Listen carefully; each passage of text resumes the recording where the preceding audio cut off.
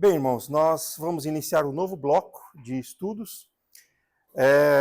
Nesse primeiro bloco, a gente vai mais ou menos até maio. Vamos começar falando do exílio, vamos passar pelos profetas após o exílio e os livros históricos do pós-exílio. Depois de maio, o bloco muda, nós vamos ter Novo Testamento. E eu gostaria de chamar a atenção para os irmãos, para que vocês, na medida do possível, olhassem as aulas passadas que estão gravadas no YouTube, porque, como eu sempre disse, desde o começo, há 3 anos atrás, quando nós começamos com Gênesis, tudo que está na Bíblia tem uma ligação lógica, histórica e uma ligação de causa e consequência. Não existe nenhum evento isolado e não existe nenhum evento sem ter uma causa primeiro. E o interessante é que muitas vezes, a gente tem observado nesses estudos, que às vezes não é uma causa. São 2, 3, 4, 5, centenas de causas que geram a próxima história, que geram o próximo livro, que geram as próximas opiniões, as próximas ideias. E isso é uma coisa muito interessante, porque alguém já disse uma vez, eu sempre cito isso, que é muito importante nós estudarmos a história para entendermos o passado, para compreendermos o nosso presente, para podermos projetar o nosso futuro. E a Bíblia é um livro maravilhoso porque ela mostra tudo. Ela mostra os erros e mostra os acertos. E uma coisa que a gente vai ver na história do exílio é que o próprio exílio, o próprio evento em si, ele demonstra a natureza de Deus. Muita gente diz, eu vou citar isso no final, quando a gente tratar de Daniel também, não hoje, mas quando a gente tratar de Daniel no final, que eu vejo uma hipocrisia nos evangélicos nos dias de hoje, que eles citam, exaltam e cantam a ideia de que Deus é fiel. Mas a hipocrisia está justamente no fato de que eles falam isso quando é para cumprir uma promessa, quando eles querem que Deus cumpra uma promessa, quando eles estão esperando que Deus cumpra uma promessa, ou quando eles são defrontados com alguma coisa que aconteceu que eles acreditam ser uma bênção de Deus. Estou falando eles porque eu não me coloco nessa posição. Qual é a hipocrisia? É que se Deus é fiel para cumprir as promessas de bênçãos, se tem uma coisa que o exílio mostra, é que Deus também é fiel para cumprir as promessas de castigo e de maldição. E o interessante é que quando Deus castiga, quando acontece alguma coisa errada na vida do crente, ele nunca atribui aos seus próprios pecados ou às próprias consequências dos seus erros, das suas decisões erradas. Então aí Deus não é fiel. É Satanás, é o inimigo que está causando tudo aquilo. Então a hipocrisia é exaltar a fidelidade de Deus quando é bênção e esquecer que o castigo, que a maldição também veio de Deus por causa do pecado. E aí a pessoa não quer saber que Deus é fiel e não quer reconhecer o seu próprio erro. Pois bem, a história do exílio nos mostra isso. Mas por que é importante a história? Há um trimestre atrás, nós terminamos a história dos reis de Israel. Eu não sei, os irmãos devem lembrar, consultem as aulas gravadas, porque eu estava dando aula para os adolescentes, sobre os reis de Israel, então eu não sei o que os irmãos trataram, consultem as aulas aí. Nós vamos relembrar alguns reis dessa história, porque o exílio é uma consequência direta do que aconteceu. E a gente pode dizer isso claramente, porque o primeiro rei que a gente vai ver hoje, na nossa pequena retrospectiva, é que o castigo era para vir na época dele. Só que porque ele se arrependeu e ele se entregou a Deus e ele restaurou o culto de Israel, Deus, através de uma profetisa, virou para ele e falou, olha, porque você está me buscando, não vai acontecer nos seus dias, vai acontecer nos dias dos seus descendentes. Foi o rei Josias do reino de Judá. E aconteceu de fato. Imediatamente no seu descendente, no seu filho herdeiro. Acontece que, paralelo com a história de Josias, estava tendo a história dos descendentes de Jeú no Reino do Norte. E Jeú não foi um rei fiel. Só que porque ele cumpriu um mandamento de Deus, uma ordem específica de Deus para ele, Deus faz uma promessa, que até a 4ª geração dos descendentes dele iriam sentar no trono de Israel. Pois a derrocada do Reino do Norte acontece exatamente no 4º descendente de Jeú. E até então a história do Reino do Norte era uma história de traição, tomada de poder, assassinato. O máximo que se conseguia de linhagem, de sucessão ali, era o pai e o filho.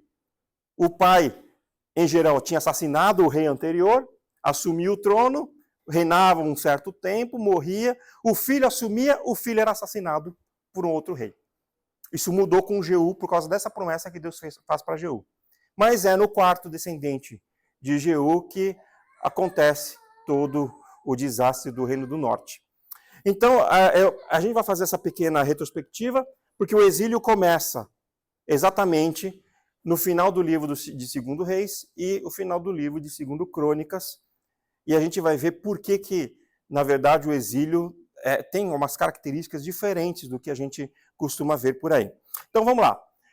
O exílio é um evento que ocorreu durante o livro de 2º Reis, 2º Crônicas, livro de Daniel e o livro de Jeremias. Certo? Então, o que é o exílio?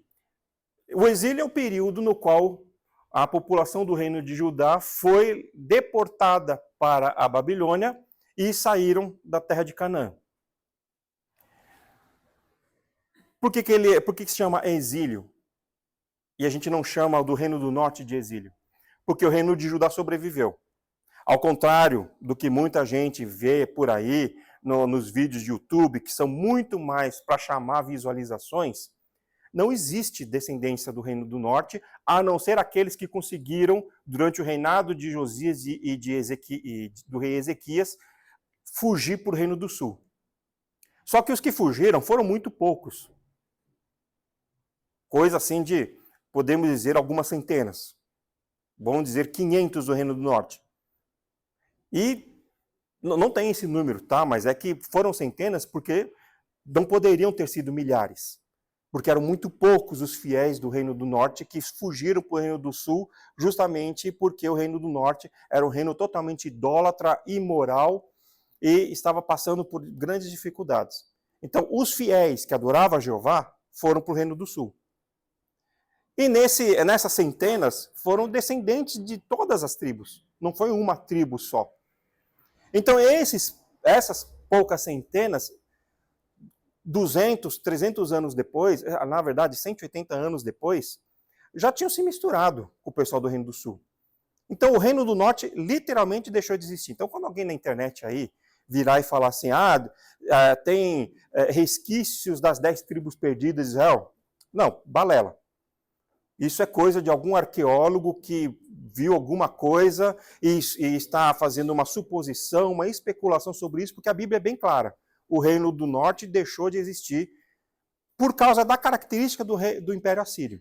O Império Assírio pegava as pessoas e, para quebrar o sentimento de nacionalidade, de patriotismo, eles levavam essas pessoas embora, espalhavam pelo Império, não concentravam numa cidade só, e eles traziam pessoas de outras cidades do Império, de outros países, de outras etnias, de outras nações, para se misturarem com os remanescentes que ficaram.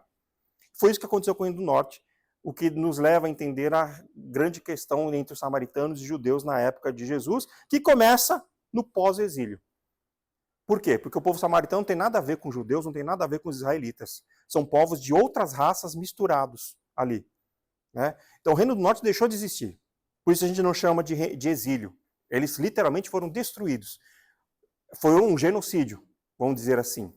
Genocídio na guerra, na conquista do Império Assírio, mas um genocídio cultural, étnico, quando eles foram misturados com outras nações. O Reino de Judá, sim, foi um exílio. Porque eles foram levados especificamente para a Babilônia. Porque só tinha a Babilônia. A Babilônia tinha conquistado o Império Assírio, mas a Babilônia não fez a mesma coisa que os assírios faziam. Então, os judeus foram transportados para a Babilônia. Claro, a Babilônia tinha várias cidades, mas eles não foram espalhados pelo Império. Então, isso é o exílio. Como eu disse no começo, o exílio é uma consequência de uma série de eventos que culminaram no castigo de Deus ao povo de Judá. Isso está lá em Isaías 39, 6, Deus dizendo claramente que iria castigar o povo, transportando eles de lá de Canaã para a Babilônia. Isaías 39, 6 é o versículo onde Isaías dá uma bronca no rei Josafá, porque o rei Ezequias, ele foi curado da sua doença, e aí ele recebeu uma embaixada vinda de longe, lá da Babilônia, porque ouviram dizer que ele tinha sido curado milagrosamente. Na verdade, foi um evento que a terra toda sentiu, porque Deus fez o sol recuar 10 graus. Então, a terra toda, onde havia sábios, onde havia estudiosos, estudando os céus, estudando a marcação do tempo, do sol, eles perceberam isso. Então, o rei da Babilônia mandou alguém lá ver, ao mesmo tempo espionar. Só que o rei Ezequias, no seu orgulho, na sua jactância, recebeu aquela embaixada, se sentiu importante e mostrou tudo. Depois que os embaixadores da Babilônia foram embora, o profeta Isaías chega para ele e fala: o que aconteceu? Quem é esses caras aí? E aí o rei Ezequias fala tudo e fala: mostrei tudo para eles, sabe, todo contente, achando que tinha tomado uma boa decisão. E aí Isaías dá uma bronca nele e fala: olha, esses caras aí, eles eram da Babilônia, de um império que eu vou fazer crescer e que vai destruir tudo.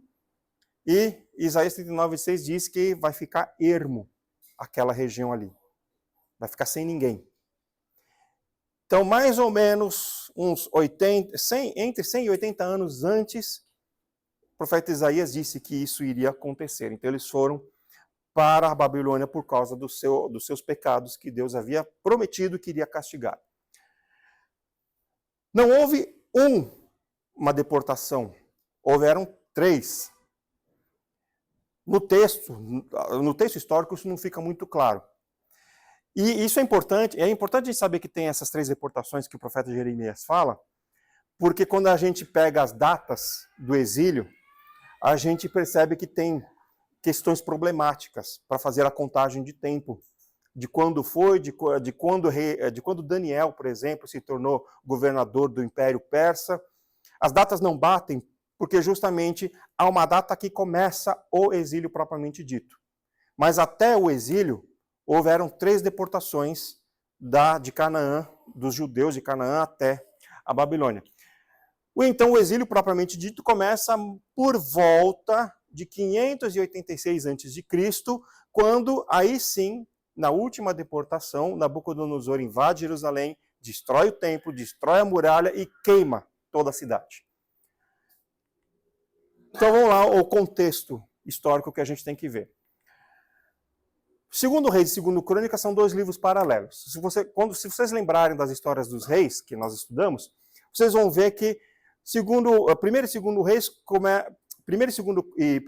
primeiro Reis e primeiro Crônicas, começam lá com a rejeição de Samuel e a escolha de Saul como rei, e depois a sucessão por Davi. E aí começa o império de Davi até o final da história. E eles vão intercalando os relatos. Primeiro Reis e Segundo Reis são 2 livros que fazem parte de um único rolo, chamado de Sefer, em hebraico. Era uma história só, era a história do Reino do Norte. Mas esse livro não foi escrito, ele foi escrito durante o reinado dos reis, mas ele foi organizado, os relatos foram juntados muito tempo depois. E a tradição diz que seria Jeremias, o profeta Jeremias, que pegou e juntou todos os relatos dos reis. É um pouquinho improvável. É tido como uma tradição, mas é um pouquinho improvável porque tem alguns problemas nisso. Pelo fato de Jeremias ser do Reino do Sul. Atribui-se a Jeremias porque no livro de Primeiro Reis e de Segundo, principalmente no livro de Segundo Reis, que é o que a gente vai ver do exílio, tem o relato dos reis de Judá também. Só que é um relato sem muito detalhe. Só cita que fulano de tal no Reino do Sul, enquanto fulano de tal estava reinando no Reino do Norte, lá no Reino do Sul morreu o rei tal e assumiu seu filho tal. E aí ele só entra em maiores detalhes quando tem alguma relação entre o Reino do Sul e o Reino do Norte, quando muitas vezes eles faziam alianças entre si. A aliança mais famosa é a do rei Josafá com o rei Acabe. Então gasta-se um tempo nesses relatos com mais detalhes, porque tem um interesse ali. Mas o livro de 2 Reis cita os reis de Judá sem muitos detalhes. E o problema é que o final do livro de 2 Reis trata detalhes da Babilônia que Jeremias não poderia saber. Porque Jeremias não foi para a Babilônia. Jeremias estava, numa determinada época, morando no Egito e terminou os seus dias, provavelmente, na terra de Canaã, após a segunda deportação. Então tem alguns problemas, mas a tradição diz que seria Jeremias que pegou todos os relatos dos escrivães dos reis do Reino do Norte e juntou tudo.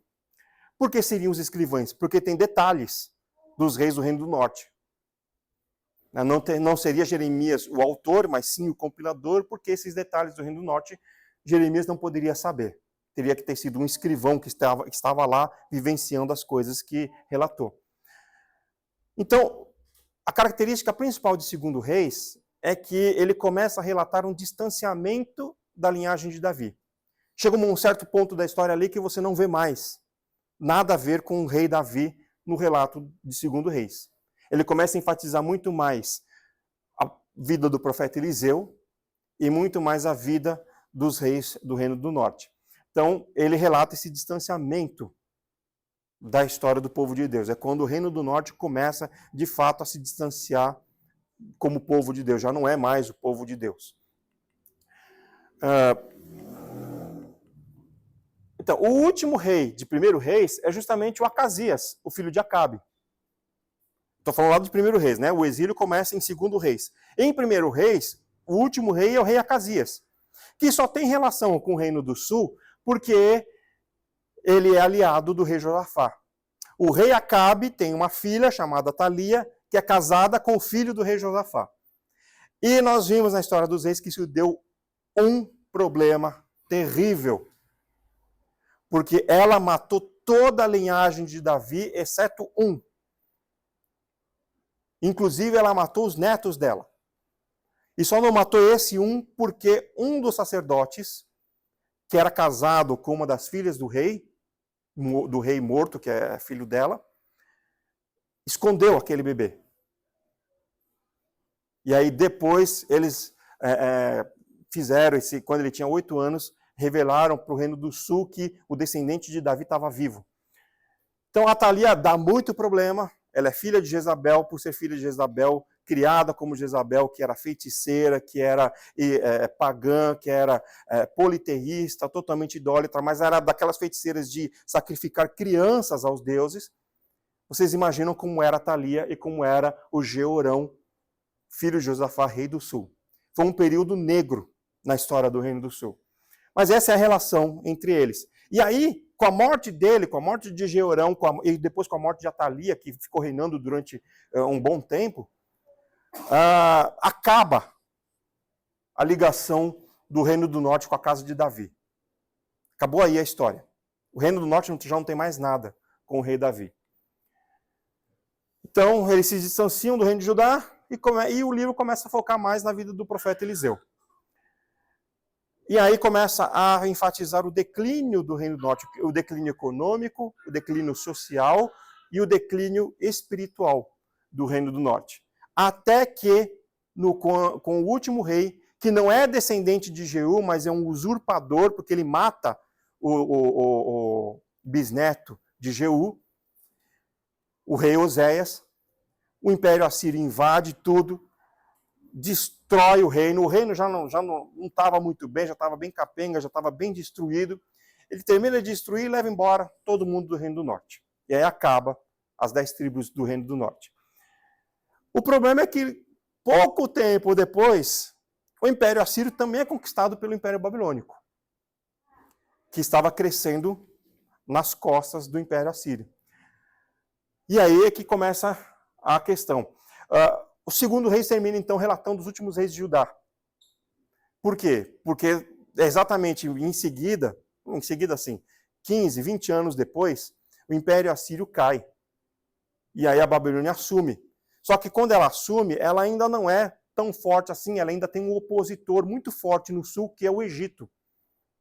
E o Egito é importante nessa história, porque é ele que vai determinar o final da história do último rei fiel de Judá. Então ele relata os últimos reis de Judá, mas não fornece muitos detalhes. Aí, vamos para 2 Crônicas. 1 e 2 Crônicas é o mesmo esquema de 1 e 2 Reis. São com um único livro. Só que 1 e 2 Crônicas, eles não são os escrivães, eles são os cronistas dos reis de Judá. E claro, as crônicas são livros que estão lá guardados na biblioteca dos palácios ou na biblioteca do templo. Alguém precisava juntar. E quem juntou, segundo a tradição hebraica, foi o escriba Esdras. Porque os levitas, quando foram levados embora para a Babilônia, eles levaram junto com eles todos os pergaminhos possíveis que eles poderiam levar. Era com os levitas que haviam os escribas. A população não sabia ler e escrever. Quem sabia ler eram os levitas. Então, segundo a tradição hebraica, foi o Esdras, depois do cativeiro da Babilônia, que pegou e juntou tudo num único livro, que na nossa Bíblia está dividido em 2. Por que seria Esdras? Porque tem coisas em 2 Crônicas que só quem estava depois do exílio é que podia ter escrito. Então, 2 Crônicas enfatiza a história da sucessão de Davi, começa lá com Salomão, onde começa a queda do império de Davi, passa pela divisão do reino com Roboão, o filho de Salomão, e chega, por isso que eu falei, provavelmente foi Esdras, porque ele chega até o decreto de Ciro, rei da Pérsia, não da Babilônia. Ou seja, ele coloca na compilação de livros, no último capítulo, exatamente o decreto de um imperador que veio muito tempo depois da conquista da Babilônia. E que não é mais babilônico, já agora é o Império Persa. Então, é o Esdras, possivelmente, quem compilou tudo isso. Interessante que a gente vai ver quando chegar em Esdras, que é o pós-exílio, que os 3 últimos versículos de 2 Crônicas são os mesmos 3 primeiros versículos do livro de Esdras. Então, esse é o contexto. O reino de Israel começa a cair com Salomão, se divide com Roboão, e a partir dali o reino do norte é uma sucessão de traições, de assassinatos, tomadas de poder, até Jeú, que é o último rei que obedece um pouquinho a Deus, enquanto o reino do sul, apesar do problema ali com os descendentes de Acabe, tem uma sucessão de reis da linhagem de Davi. E Deus diz bem claramente pelos profetas, por causa da promessa que Deus faz a Davi, é que Deus não vai destruir o reino do sul.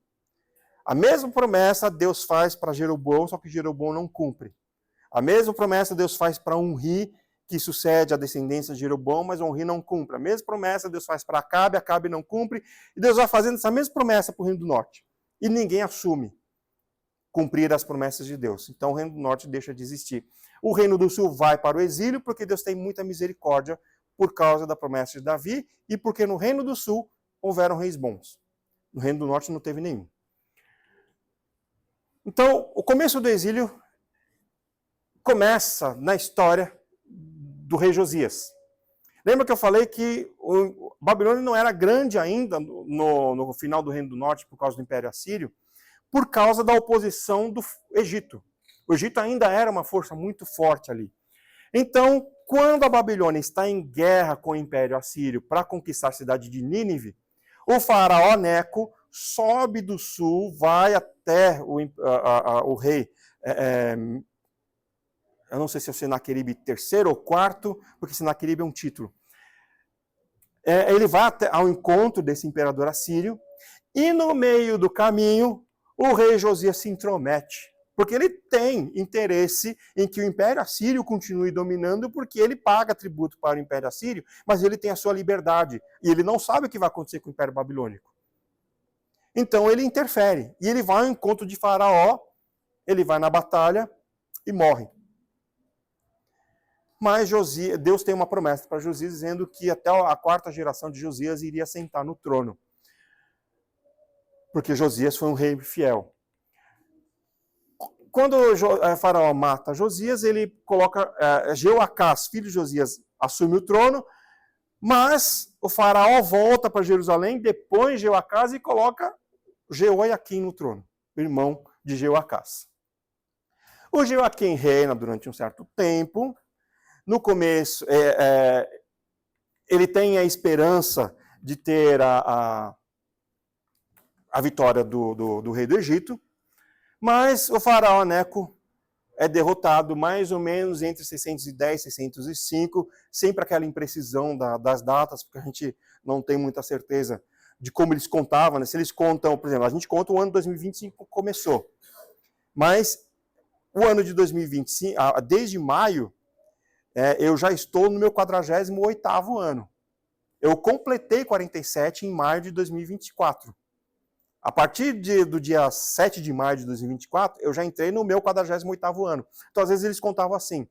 Era o ano vamos supor, era o ano de 610. 610, o rei já tinha começado a reinar 4 anos. Mas ele já estava entrando no 5º ano. Então, alguns cronistas contam como 5º, outros contam como 4º. Se não completou, ainda conta como 3º. Então, tem essas imprecisões. Mas foi mais ou menos por volta disso, entre 610 e 605, faraó Neco é derrotado por Nabucodonosor. Essas batalhas demoravam muito tempo mesmo. Isso está em 2 Crônicas 35, de 20 a 27. Então acaba, a oposição à Babilônia acaba aí. E aí, Jeoiaquim já estava reinando, a derrota de faraó Neco demorou alguns anos. Diz a Bíblia que Jeoaquim reinou durante 11 anos. Mas lá em Daniel, diz que no 3º ano de reinado de Jeoiaquim, ele se rebelou contra Nabucodonosor. Ou seja, ele ficou 3 anos como vassalo do rei da Babilônia. Depois da derrota do faraó Neco.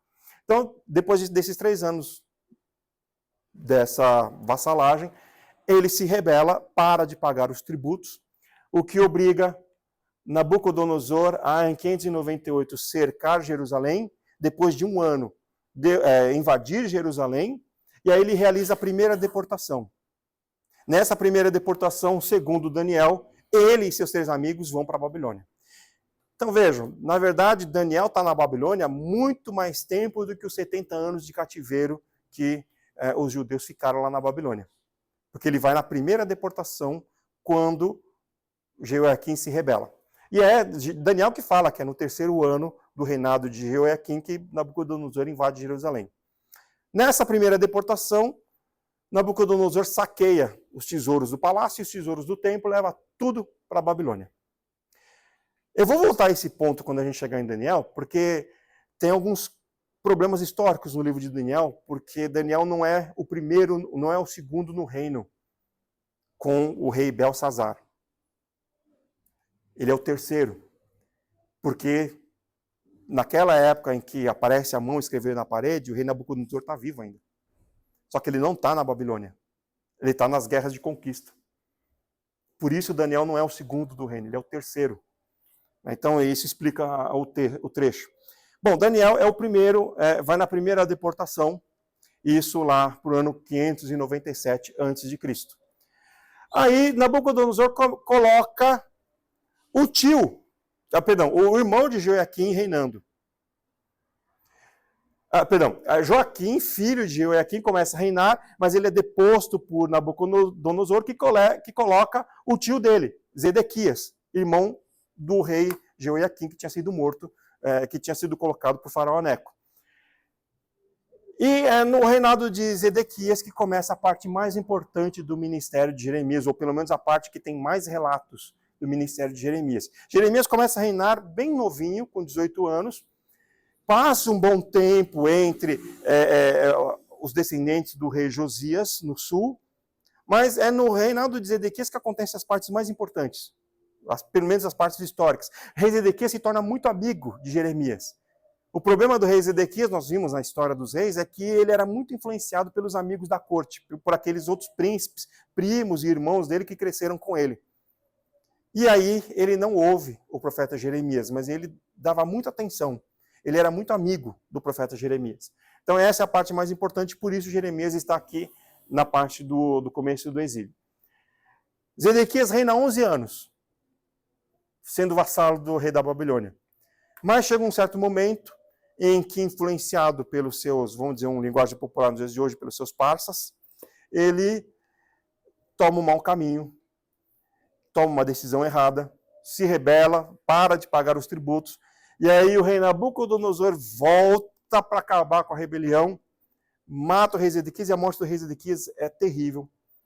Ele tem os seus filhos mortos na frente dele, e depois ele é cegado pelo próprio rei Nabucodonosor. E aí ocorre a segunda deportação. Leva mais um bloco de gente para Babilônia. A intenção da Babilônia nunca é exterminar. Porque se eles exterminar, eles deixam de pagar imposto, deixam de pagar tributo, a riqueza do império cai. Então eles não querem exterminar, eles querem que aquele povo produza. Principalmente uma coisa que era muito importante naquela época, que era o trigo, que era a fonte de renda dos judeus, de Israel, desde sempre. Isso é muito importante para abastecer o império. Então, ele não quer exterminar. Então, ele só deporta uma parte e deixa a outra parte lá. E a ideia da deportação é enfraquecer as revoltas e deixar a gente ali para crescer e se multiplicarem e ter mão de obra trabalhando ali. Então, ele não extermina, ele faz a deportação. Então, essa aqui é a segunda deportação. Quando ele mata Zedequias, ele coloca Gedalias, que não é descendente de Davi, é um governador. E aí, então, acaba a sucessão de reis no Império de Davi. Para quem gosta de ficção e fantasia, é mais ou menos esse ponto aqui que Tolkien fala lá em O Senhor dos Anéis, quando tem lá a figura do sujeito lá que é um guardião da floresta, mas na verdade ele é herdeiro do trono, porque a sucessão de reis acabou há centenas de anos. É baseado nisso aqui. Que não é a única vez, nem a primeira vez que acontece na história humana. Então acabou a sucessão dos reis de Davi. Por isso, olha, veja como é importante entender a história bíblica, o contexto histórico, para a gente entender coisas que vão gerar confusão lá no Novo Testamento. É por isso que, apesar de Jesus ser descendente direto do rei Salomão, por parte de José, e descendente direto do príncipe Natã, irmão de Salomão, por parte de Maria, ninguém o reconhece como descendente de Davi. Porque a sucessão de reis acabou. Ninguém mais dá importância a isso a partir desse momento aqui. Bom, após um ano, esse governador Gedalias é assassinado, porque afinal de contas ele é só um governador, e lá em Judá ficaram os nobres. Ou pelo menos os descendentes dos nobres que foram mortos por Babilônia na vitória contra Zedequias. E esses nobres vão fazendo a cabeça do povo, e Jeremias relata toda essa confusão que acontece lá, todo o embate que Jeremias tem com os falsos profetas e com os nobres, e principalmente com as mulheres dos nobres, que queriam ter uma vida de luxo e estavam oprimindo o povo pobre. E aí eles fazem a cabeça de um sujeito lá, esse sujeito assassina Gedalias. Depois que Gedalias é assassinado, eles vão lá, conversam com Jeremias, é um trecho lamentável do livro de Jeremias, porque eles vão para Jeremias e falam, olha, e agora, o que a gente vai fazer? Nabucodonosor vai voltar para cá irado porque a gente matou o governador dele. Vai lá consultar Deus por nós e ver o que Deus fala para a gente fazer. E Jeremias fala, escuta, se eu consultar Deus, vocês vão obedecer? Vocês nunca obedeceram, vão obedecer agora? Aí eles falam, não, a gente jura por Deus que o que Deus falar para você, a gente vai cumprir. Aí Jeremias vai lá. E a resposta de Deus é, se vocês ficarem aqui, vocês vão prosperar. Se vocês fugirem para o Egito, vocês vão morrer todos. Quando Jeremias chega com essa resposta para eles falam, não, você está de brincadeira, não foi Deus que falou com você. Você está louco. Aí eles prendem Jeremias e eles fogem com Jeremias para o Egito. Bom, dito e feito. Aquilo que Deus, como eu falei no começo, Deus foi fiel para cumprir a sua promessa de castigo também. Nabucodonosor invade de vez o Egito e aí acaba o Império Egípcio. Ele arrebenta com o Império Egípcio nunca mais se levanta para nada. Na volta, ele invade Jerusalém, destrói o templo, destrói a muralha de Jerusalém, queima a cidade toda e leva todo mundo embora. É a terceira deportação em 586, por volta de 586 a.C. E aí sim, de fato, oficialmente começa o exílio. Então vejam, nós tivemos 11 anos de Zedequias, depois 11 anos do Jeoiaquim, 1 ano e pouco do Gedalias, 1 ano e pouco do filho do rei Josias, alguns meses do filho de Jeoiaquim. Olha aí, uns 23, 24 anos antes de fato começar o exílio.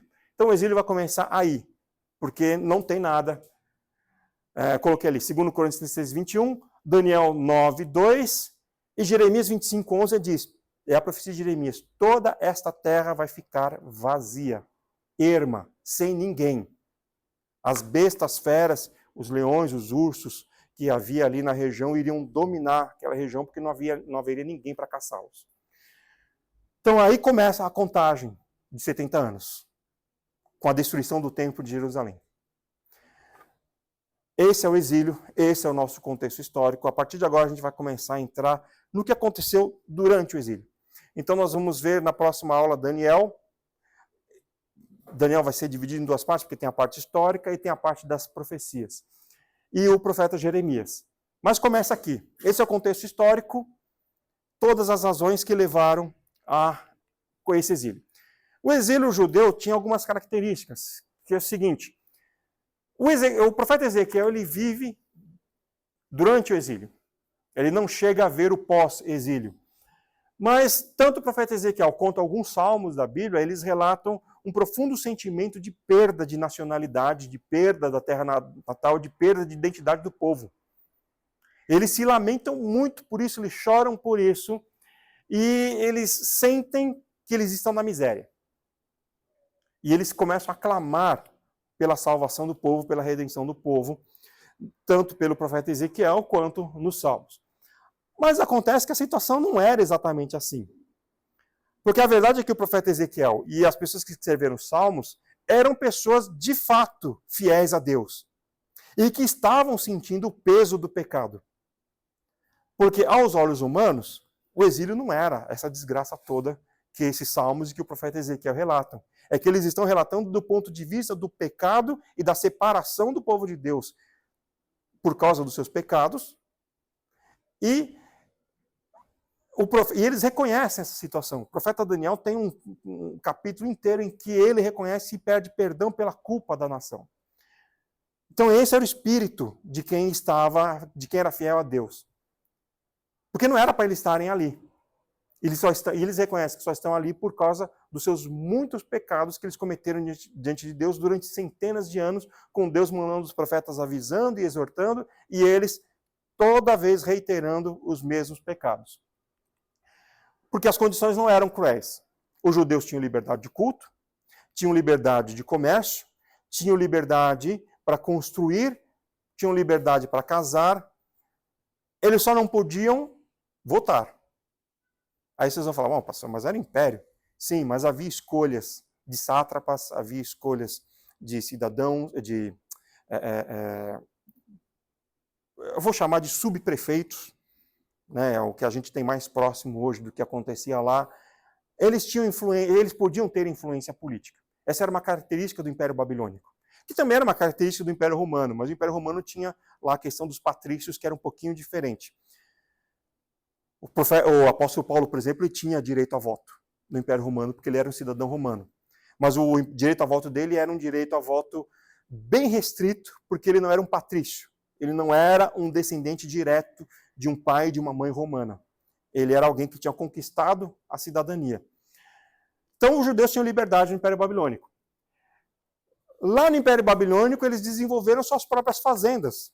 Plantavam, colhiam, criavam animais. E eram fazendas comunitárias. É aí que tem o embrião do que na época de Jesus serão as sinagogas e nos tempos mais modernos os chamados kibbutz.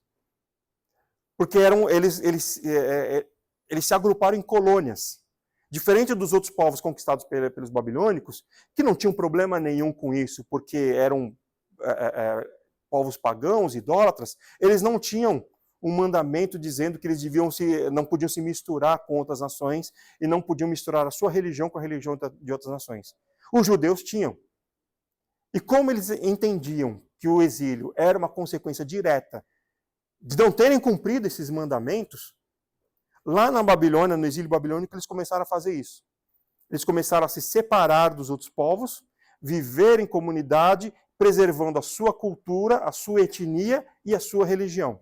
Então, eram fazendas comunitárias. A gente vai ver isso claramente no livro de Esther.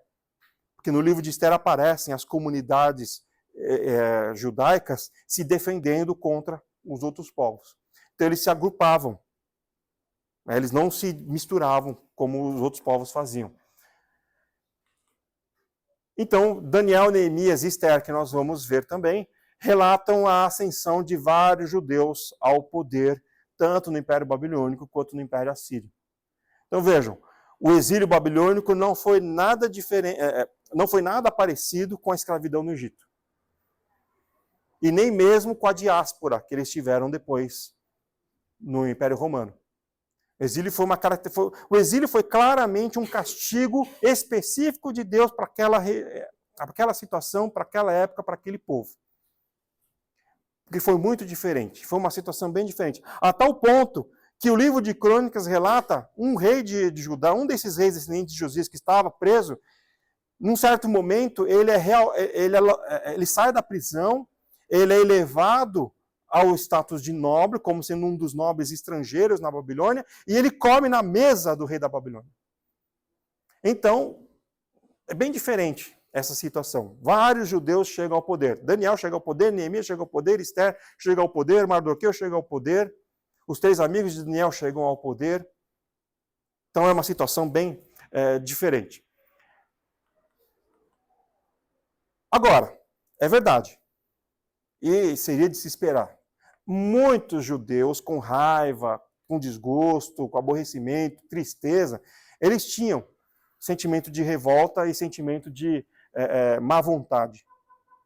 Porque pense bem, você tinha a sua terra, você tinha a sua descendência, e isso principalmente daqueles que eram filhos de gente importante lá em Judá, eles pensavam, não, peraí, tudo bem, a gente tem liberdade, a gente tem alguma coisa, a gente está sobrevivendo. Mas a minha família lá era importante. A minha família lá mandava. A minha família lá tinha riquezas. A minha família lá tinha empregados. A minha família lá tinha um exército. Então, quando eles estão na Babilônia, eles começam a ficar com uma vontade. Vamos trabalhar para enriquecer esse império que nos conquistou? Não, a gente tem que trabalhar para restaurar o nosso império. E muitos usavam essa desculpa. Vamos restaurar a glória do templo. Principalmente no começo dos primeiros anos do exílio, ainda havia muita gente viva que tinha visto o Templo de Salomão. Então tinha essa ideia, vamos restaurar o templo, porque é um sentimento que fica na cabeça dos judeus até mesmo na época de Jesus. O templo é uma coisa sagrada, o templo reflete o amor e a presença de Deus para com o povo judeu ali. Não ter o templo era a mesma coisa que ter a rejeição de Deus. Então muitos deles formalizavam a ideia da presença de Deus na parte física, na construção física do templo. Então isso mexia com a cabeça de muitos deles. E eles começavam a ter má vontade, começavam a ter espírito de rebelião para com o Império Babilônico. O que leva ao capítulo 29 de Jeremias, que está lá em Judá. Aqui eu estou falando já antes de começar o exílio propriamente dito. Mas começa lá em Judá, uma exortação de Jeremias, que é o capítulo 29. Nesse capítulo 29, Deus manda uma ordem para os judeus que estão na Babilônia, que é uma ordem que vai servir para depois, quando for a deportação final. Eles deveriam construir casas para si. Eu sugiro que vocês leiam depois do capítulo 29, porque é um capítulo importante. Eu já citei lá na frente, quando fomos orar pela situação política do Brasil. É um capítulo importante para os crentes, porque é uma recomendação que Deus dá para todos os crentes, que também está presente no apóstolo Paulo e está presente no apóstolo Pedro. Eles deveriam construir casas para si, eles deveriam plantar pomares. Quem aqui já trabalhou com fazenda, ou trabalhou na roça, já plantou e colheu, sabe que plantar e colher demora um certo tempo e dá trabalho. Não é assim, você planta hoje, mesmo que você pegue e compre lá uma muda já desse tamanho de uma árvore frutífera, vai demorar um tempo para você poder ter frutos para comer e vai demorar um tempo para você ter uma quantidade de frutos suficiente para sustentar a sua família, vendendo ou comendo os frutos. Então, plantar pomares, nessa ordem de Deus, ele está dizendo, vocês vão ficar em um tempão. Então, nada de se revoltar, não. Começa a trabalhar aí, começa a prosperar aí. Era para eles casarem, gerarem filhos, ou seja, se multiplicarem. Era para eles promoverem a paz e a prosperidade nas cidades da Babilônia onde eles estivessem. Não, nada de, vou dizer assim, entendam bem, não estou sendo contra isso, mas vou usar essa linguagem. Nada de fazer greve, nada de lutar pelos seus direitos ali, nada de promover rebelião contra o Império Babilônico. Era para aceitar a submissão. Eu faço um paralelo com o autor de Hebreus, né? Que é justamente uma carta escrita para os descendentes desses judeus que estavam na Babilônia, né? Tudo bem que são centenas de anos depois, mas é o mesmo povo. O autor de Hebreus diz, aquele que não aceita o castigo de Deus é porque não é filho. O filho aceita a correção do pai. Então, se eles queriam realmente ser fiéis a Deus, era para eles aceitarem, porque era Deus quem estava fazendo ali. É interessante, o capítulo 29 de Jeremias tem, vou pegar aqui para ler, porque ele tem 3 frases importantes. Versículo 4. Assim diz o Senhor dos Exércitos, Deus de Israel, a todos os exilados que eu deportei de Jerusalém para a Babilônia. Versículo 7. Procurai a paz da cidade para onde vos desterrei e orai por ela ao Senhor, porque na sua paz vós tereis paz, onde eu vos desterrei. Então Deus está falando através do profeta Jeremias, olha, fui eu que fiz isso. Rebelião contra a Babilônia, rebelião contra mim. Vocês estão sendo, como diz o autor de Hebreus, bastardos, se vocês se rebelarem. Porque o filho aceita a correção do pai. Então era para eles promoverem a paz, a prosperidade e orar pela cidade. Porque se a cidade onde eles morassem tivessem paz e prosperidade, eles também teriam paz e prosperidade. Agora, se eles fossem arrumar sarna para se coçar e criar rebelião, eles iam sofrer as consequências disso, porque foi justamente o que aconteceu lá com Zedequias e com Gedalias. Eles quiseram se rebelar, eles é que buscaram tudo aquilo que aconteceu com eles. Então era para eles lembrarem, olha, lembra das mulheres mortas? A conquista de Jerusalém pela Babilônia foi terrível, profetizada por todos os profetas da Bíblia. Os soldados da Babilônia iriam rasgar o ventre das mulheres grávidas. Iriam violentar as mulheres. Iriam matar os homens. Iriam escravizar filhos e filhas. Para tudo que fosse imaginável que um escravo seria obrigado a fazer. Então era para eles lembrarem, olha, vocês buscaram a rebelião lá atrás, agora que vocês estão aí, busquem a paz. Porque se vocês buscarem a paz, vocês terão paz também. Então, apesar de ser um exílio diferente, havia muita gente querendo se rebelar, querendo se revoltar, mas Deus era contrário a isso. Bom, o exílio traz consequências. Apesar deles tentarem se manter separados, alguma coisa da cultura e da etnia deles acabou pegando. Existe um estudo que mostra que, por exemplo, algumas características da roupa dos judeus ortodoxos dos dias de hoje são originários dessa época, porque são muito característicos e muito parecidos com as pinturas dos caldeus do Império da Babilônia. Então, alguma coisa da cultura, alguma coisa da língua, alguma coisa da etnia, eles pegaram ali, tanto dos babilônicos quanto dos persas. E, claro, pela antropologia e pela sociologia, a gente sabe que é impossível se manter totalmente separado. Alguma coisa eles assimilaram ali. Então, isso é uma primeira consequência. Nós vamos ver essa consequência no livro de Neemias. No final do livro de Esdras e o livro de Neemias inteiro, consequências disso na cultura do povo ali que voltou da Babilônia. No âmbito religioso, é aí que surge o embrião dos fariseus. Porque a ideia dos fariseus é que eles tinham que se manter separados de toda a idolatria, de todo o paganismo que causou o exílio como castigo. Então, já lá, durante o exílio, eles buscavam uma separação religiosa, uma separação espiritual total. Então, algumas pessoas do povo pensavam, bom, tudo isso que aconteceu foi por causa dos pecados dos nossos ancestrais. Então, vamos radicalizar. Acaba com tudo, não tem margem para nada, porque se abrir uma exceção, vai entrar a boiada inteira. Vai entrar todos os pecados do paganismo, da idolatria, a imoralidade. E esse grupo de pessoas vai virar a seita dos fariseus mais tarde.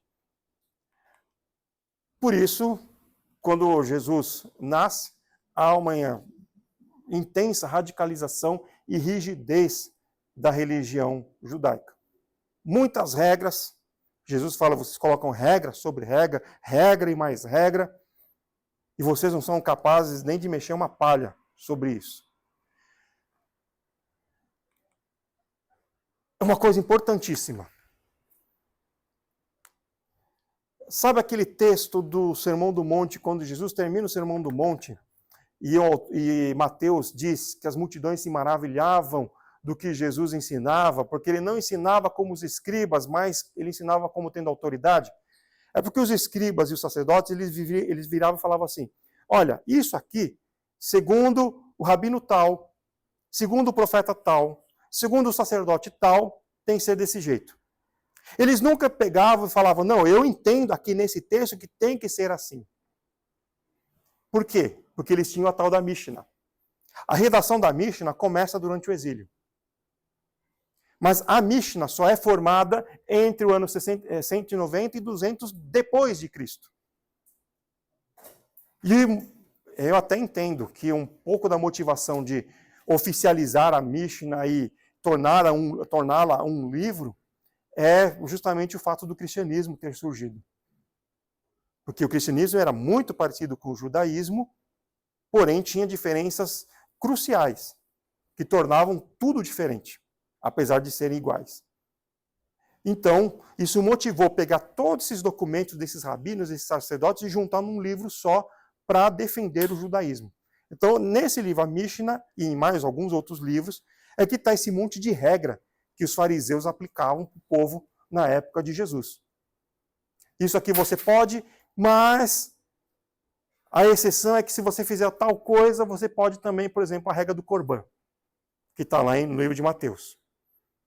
O Corban era uma oferta que você podia dar para o templo e que você podia resgatar depois.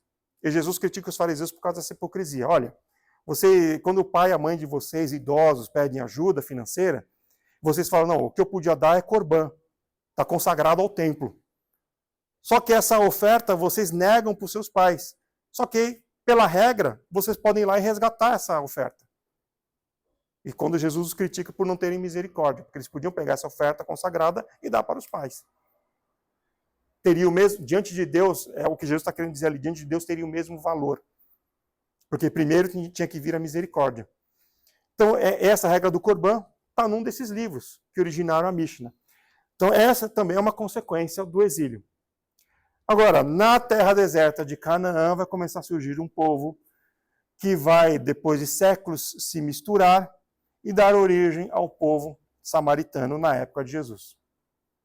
Esse povo samaritano não é o mesmo povo do Reino do Norte, cuja capital era Samaria. São chamados samaritanos porque eles vivem na antiga cidade de Samaria. Mas são assírios, sírios, libaneses, fenícios, sidônios, egípcios, cartagineses, babilônicos, persas, todo esse monte de povo misturado ali. Existe uma questão sobre a religião deles ser parecida, isso também está explicado no livro de 2 Reis. Então começa a surgir esse povo, que é a mistura de muitos povos, lá na terra deserta de Canaã. As causas dos exílios. São diversos textos que mostram os motivos pelos quais Deus castigou o povo de Judá com o exílio. Idolatria, Isaías 46, 48, Jeremias 10, aí falando da idolatria de adorar a outros deuses mesmo, se ajoelhar diante de estátuas, fazer sacrifícios a esses deuses. Prostituição religiosa, tanto a prostituição imoral, carnal, né, as prostitutas e os prostitutos cultuais, e o reino do sul, Judá, cometia uma prostituição cultual tão terrível que era feita no templo de Salomão. Havia prostitutos cultuais ali. Mas é também, e alguns profetas vão falar isso, principalmente o profeta Isaías, a idolatria, ou seja, adorar a outros deuses, era considerado por Deus também como prostituição. A pena de morte para a prostituição era o apedrejamento. Então, no profeta Isaías, essas duas coisas são comparadas, são elevadas ao mesmo peso de pecado. A imoralidade, sim, tinha tudo lá. Tudo que vocês pensaram de pior que tem nos nossos dias, já tinha lá. Como diz Salomão, nada é novo debaixo do sol. Tudo já existiu algum dia. Descumprimento da lei de Moisés, essa de 2 Crônicas 16, 21, é terrível. Porque alguns estudiosos até entendem que é justamente esse texto aqui que diz por que foram 70 anos de cativeiro. 2 Crônicas 36, 21. Para que se cumprisse a palavra do Senhor por boca de Jeremias, até que a terra se agradasse dos seus sábados. Todos os dias da desolação repousou até que 70 anos se cumpriram. Lembra aquela questão que eu falo do cálculo? Há um cálculo que diz que são 70 anos para cada ano sabático que os judeus não cumpriram na terra de Canaã. A cada 7 anos, um ano, a cada 6 anos, um ano era um ano sabático. Eles nunca cumpriram isso. E, portanto, 70 anos de exílio por causa dos sábados que a terra não cumpriu. O que era o ano sabático? Era um ano que eles não podiam plantar nem colher. Era para deixar a terra ficar do jeito que fosse, e a promessa era que Deus iria dar o sustento, que a terra iria frutificar do mesmo jeito, eles iam ter o sustento para vender e para comer, como se eles tivessem trabalhado aquele ano. Mas era um ano inteirinho dedicado ao Senhor. E eles nunca cumpriram isso. Aliás, para aqueles que gostam de cumprir a ideia do sábado, a risca, eu sempre pergunto isso: você faz ano sabático também? Um ano inteiro sem trabalhar? Confiando só em Deus? Faz isso? Se você fizer isso, eu aceito o seu sábado. Se não, é pura hipocrisia para mim. Então eles descumpriram a lei. Mas não foi só esse ponto da lei de Moisés, não. Todos os outros pontos, né? Claro, idolatria está lá. A prostituição, a imoralidade, o dízimo, a questão da escravidão, o ano do jubileu, que era para perdoar todas as dívidas no ano do jubileu. Eles nunca cumpriram nada disso. Quer dizer, eles, o povo geral. Quem era fiel cumpriu. E é por isso que o reino de Judá foi poupado. Teve o exílio e não a destruição, porque no reino de Judá tinha pessoas fiéis que cumpriam isso. A corrupção aparece em todos os profetas. Corrupção tanto a política, quanto a social, quanto a corrupção religiosa. Né? Sabe aquele negócio que a gente já viu da pessoa manipular o mandamento de Moisés conforme o seu interesse? Isso era comum. E eles achavam isso correto. A opressão de pobres, órfãos e viúvas, Jeremias e Isaías falam sobre isso. E o mau testemunho que Jeremias fala que eles deram para todas as nações. É por causa do mau testemunho que eles dão às nações que hoje nós estamos aqui. Nós somos uma consequência direta do exílio. Porque o profeta Isaías e o profeta Jeremias predizem, profetizam um novo povo de Deus. Um povo que viria de todas as nações, e principalmente o profeta Isaías fala que iriam dobrar os joelhos diante do ungido do Senhor, diante do servo sofredor, diante do Messias. Esse povo é a igreja. Então nós somos uma causa direta, uma consequência direta do exílio. A igreja existe porque o povo de Israel não conseguiu cumprir o mandado de Deus de dar testemunho para todas as nações e fazer com que todas as nações adorassem a Jeová. Eles falharam nisso. Então surge a igreja através do Messias, através do servo sofredor, profetizado antes mesmo do exílio, com o profeta Isaías. Essas são as causas. Eu quero terminar justamente com aquele trecho do profeta Isaías, do profeta Jeremias.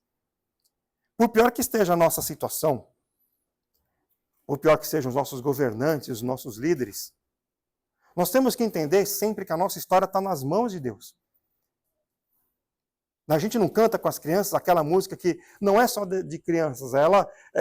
Se vocês prestarem atenção em alguns filmes americanos da década de 80, 90, 2000, tem vários filmes que cantam essa música. He got the world in his hands. Ele tem o mundo em suas mãos. Deus tem o mundo em suas mãos. Nós estamos nas mãos de Deus. Tudo que acontece conosco, como diz o autor do Novo Testamento, é por causa de Deus que efetua tanto, que proporciona tanto o querer quanto o efetuar. Às vezes a gente se distancia um pouquinho desse espiritualismo de dizer, não, isso aqui foi porque Deus fez, isso aqui foi porque Deus não permitiu. A gente acaba sendo um pouquinho secularista nisso, mas nós temos que voltar a esse ponto. Se acontecer algo ruim, foi porque Deus permitiu. Ou porque ele tem um plano, ou porque ele quer ensinar, ou porque a gente cometeu um erro. Não tem escapatória, é isso. O exílio nos mostra que é exatamente isso que acontece com os servos de Deus. E o que acontece de bom é por causa das promessas de Deus, é por causa da misericórdia dele, é porque ele tem um plano, é porque ele também quer nos abençoar. Tudo está nas mãos de Deus. Nada escapa ao seu controle. Como o próprio Jesus diz, ele tem todos os fios da nossa cabeça contados e nenhuma folha cai de uma árvore sem que Deus saiba. Ou como diz também o apóstolo Paulo em 1 Coríntios, nós não fomos tentados por ninguém fora de nós. Apenas pelos nossos próprios corações.